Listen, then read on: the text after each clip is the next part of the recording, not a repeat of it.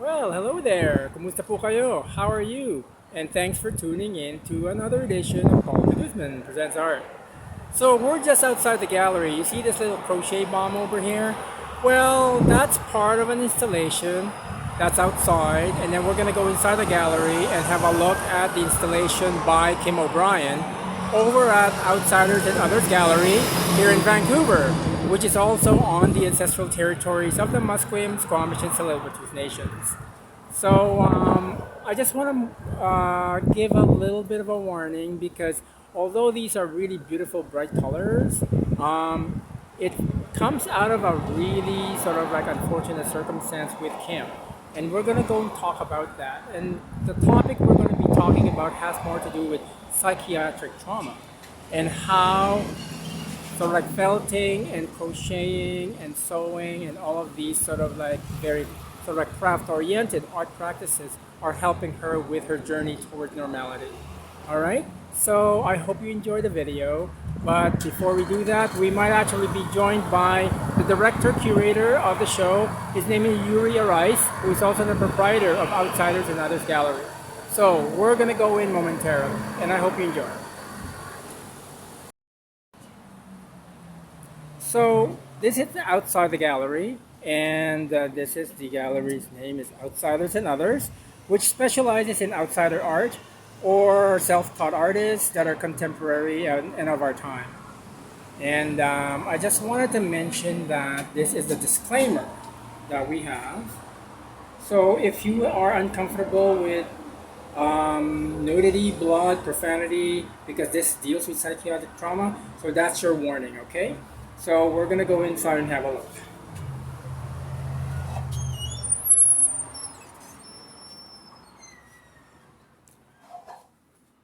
So before we begin talking with Yuri Arais, who is the proprietor and curator of the show, we're just gonna go do a little bit of a pan of the exhibition.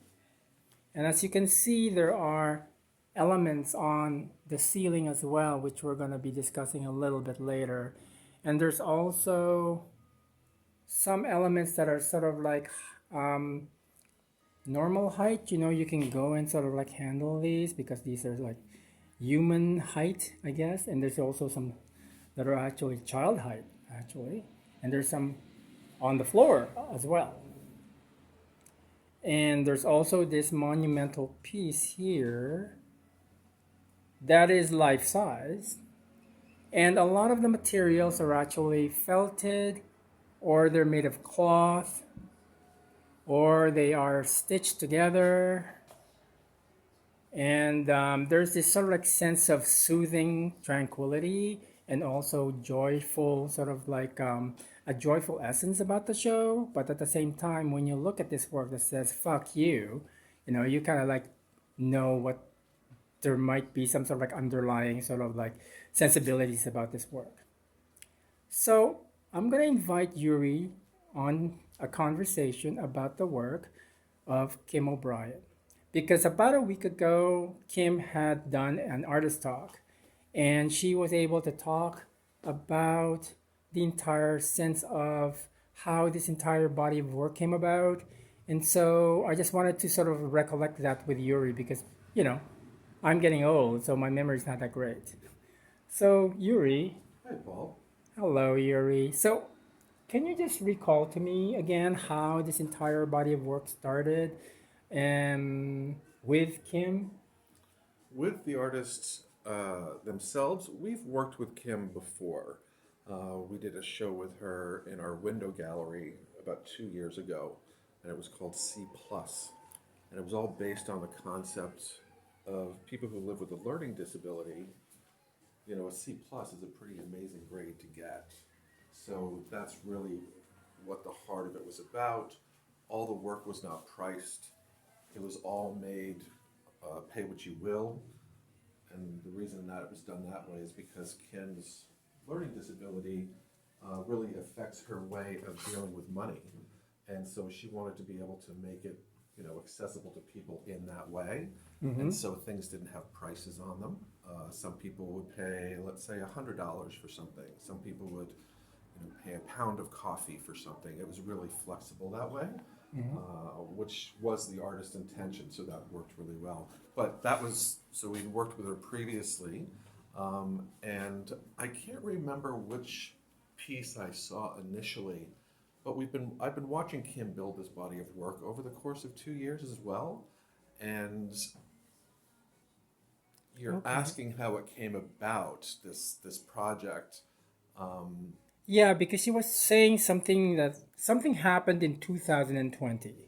So specifically, without saying anything that the artist wouldn't share with you themselves, Kim had an accident in 2020, had fallen down a flight of stairs, was not under the influence of anything, and her jaw was broken, so her mouth was wired shut.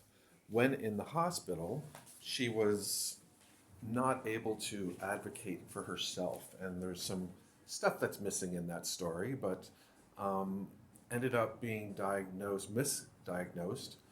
with a chronic mental illness and was put into an institution and spent a spell of time there. But she was in there against her will, medicated, and bound to a bed. So this is Kim's version of that experience. I mean, it's a much bigger experience than what I've just said, but in a nutshell, that's what it is. And there's certain things in here. I mean, everything in this body of work has a specific meaning to it, from colors to objects when they were made and things of that nature. And as you're looking at the thought bubbles that are hanging all over, one of the things that really is helpful to inform you is to be able to read the text that's on them. They're hung at the height that they are specifically because the artist wants you to interact with them. And there's textile, it's fabric on the back that has been run through a typewriter. There's also these large. Actually, you know what? Before we go there, because I wanted to sort of like focus on one particular piece, which she had mentioned during her talk as the very first piece that she ever did. Yeah. And I had missed some of the because she has a soft voice. When she was talking, she had a soft voice, and I was a little bit like further on, so there's some sort of like street noise, so I couldn't make out everything that she was saying. But this particular piece that we're looking at is quite significant. It is because it was made without knowing that it was going to become part of anything in any way. Kim has been a felter for many, many years.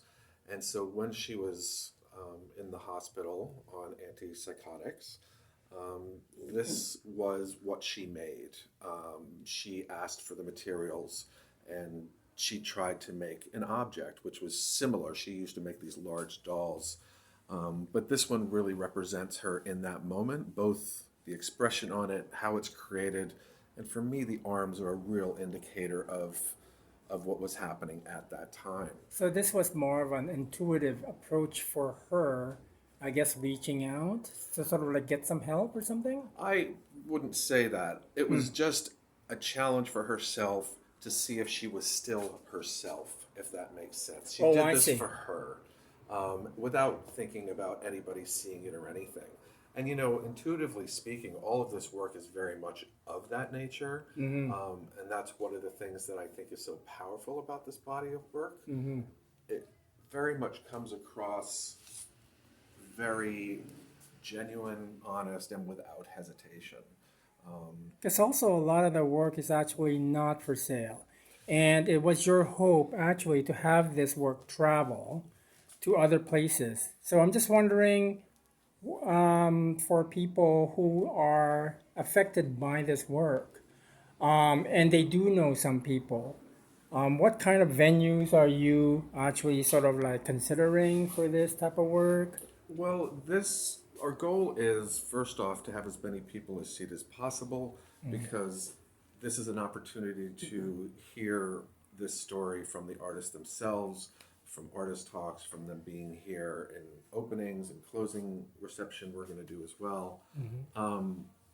But the goal for the artist is to get it into an educational institution in the medical field, specifically the area of psychiatric education, because she wants to be able to influence people in that at that point in their lives when they're learning all of this stuff. And that would be, it's either that or it's working for a period of time to get grants and funding in order to have this body of work travel.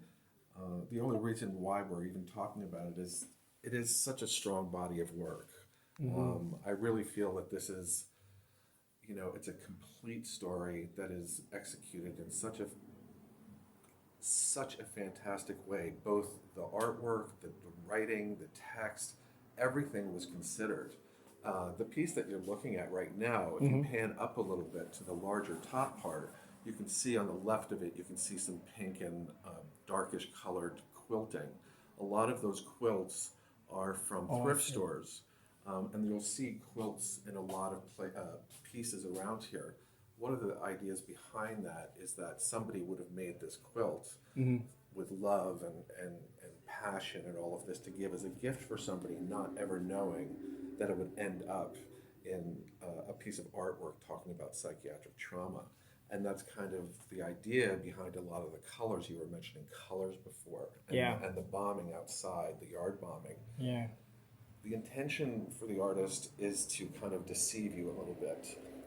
Bright, spring, pastel-y, fun, the little balls. The pom-poms. Pom-poms, thank you. I mean, those are really intended to be deceptive. It's like this happy, colorful, cheerful little thing that is telling you these stories that are, very, very difficult to digest. So we're just gonna go over here because I didn't notice this when I first saw the work, and then I noticed it more intently as I go through. And that's the thing about this installation, is that you really have to go through it very slowly. If you have certain sort of traumatic experiences that trigger certain things, then it's right to have that warning outside. But it's also sort of like engaging in not just a visual perspective, but also from a tactile perspective. And when I see this piece with a pool of blood down there with two sets of reds, and then you looking at it trailing up with these seagulls, the seagulls are pretty much everywhere. Can you tell me more about that? The seagulls specifically represent that experience for her. It is all about the experience of being in the hospital, being in a situation where they are not in control of their own situation, primarily a psychiatric ward. And so these are the metaphor for all of that. And that's where she puts them in certain situations. The piece that you were looking at with the blood coming out of the head. What they are doing, that represents the idea of all of these doctors telling her all of this information, that it's okay to go forward and okay to do things. Yet you have these floating objects here, which represent a green light. If you turn it around, the artist the way that she expressed it to me is that in this situation, the language that she was being fed was like a green light. It was like, go, go, go.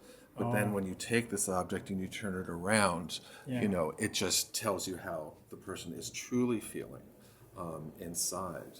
So these are exactly the thought bubbles coming out of her head at that moment. Yeah. I would like to point out to you as well all the red thread. Yes. So the red thread is a really important element because it is everywhere. And as you walk through the gallery, it touches you. You can't escape it, which the artist wants you to feel entangled, which is the name of the show. Yeah, it kind of tickled my ear at at one moment. So that's what that.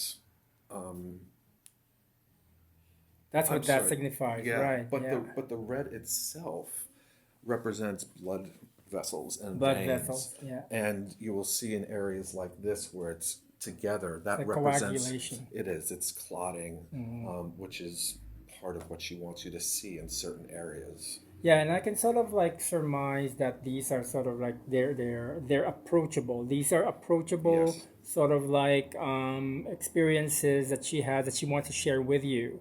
And then there are certain things that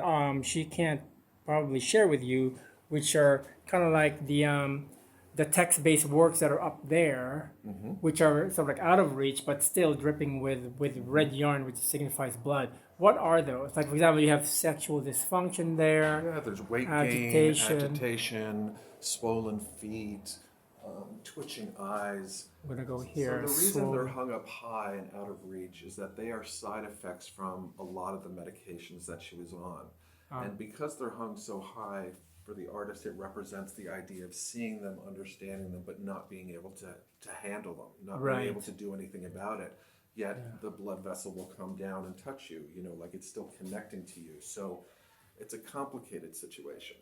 And they're also represented in a very beautiful way.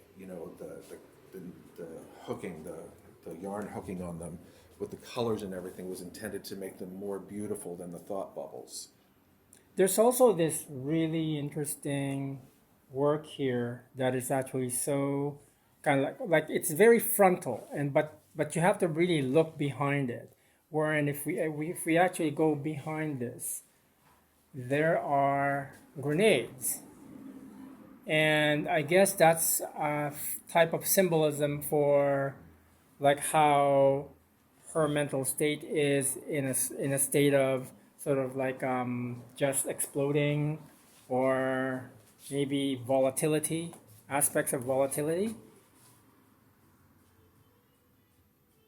Similar to that thought, around the neck you can see there is a necklace or a choker of seagulls. Of seagulls, yes. And so, as I was explaining with the other piece, this is the situation where it's representing the system is choking her to death. Okay. It's kind of interesting going through the entire sort of like, it's a bodily experience going through the entire show. And in a way, it is pale in comparison to what her experiences are, because there was this one thing here that I had mentioned that sort of blew me away. It says psychiatric critique could be dismissed as a symptom of mental illness, but what if it's not? So even when you're actually calling for help in a psychiatric evaluation or care center, they might not even take you seriously because they think it's part of the illness. So a big part of that discussion is exactly that. Is Yeah. that there's many people in that field that do not listen to their patients in a way that they need to be listened to. And so this is why things like that happen more commonly and not, or rather than not. And the amount of people that have come into the gallery who have connected with that thought and have shared things with us has been more than you would expect. You know what's really startling is that if that's the status quo, then we're all fucked. The entire sort of like psychiatric sort of like system is all fucked. So I want to stress that this is not an exhibition of a view of the entire psychiatric system, right? Like, this is one person's experience. All right. This is one perspective, and it is a perspective that is created extremely Personal. concisely and about that individual's experience. Like the piece that you're looking at now, this was made in the artist's apartment, and the fuck you part is a part of, it's the couch cushion. It just kind of, as they were making, it just kind of got involved and ended up in the work. Oh, I see. So it was never really planned, but of course, in the context of creating the exhibition, Yeah. it became part of it. Okay. It's kind of that simple, right? Yes, yes. I think sometimes when you're actually working towards an exhibition, because the exhibition between you and Kim, it took you 3 days to hang the show. Yeah, the installation of each one of these pieces was specific. Heights, where it touched you, all of that. It's really amazing how much the artist is considered for the person who comes to see what this is. Yes. And it's also important to point out that, we say things like, oh, it's very courageous of the artist to do something like this. This is not only courageous. This is a person who is exposing the deepest, darkest secrets of their life and standing proud behind it. And it's not something that we get to see or hear very often, and executed in such a dynamic way. Okay, so I think we're gonna go and leave it at that for now. And thank you so much, Yuri, for being so insightful regarding the exhibition. And I think Kim would be really, really thankful for a lot of the things that you volunteered here.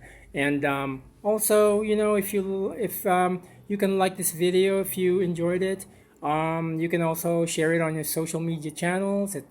And if you wouldn't mind considering subscribing to the channel, it's all free for you to enjoy. And thank you for joining me on this episode of Paul de Guzman Presents Art. I hope you have a great day. Maraming salamat po sa inyong lahat. And I hope art informs your life. Goodbye.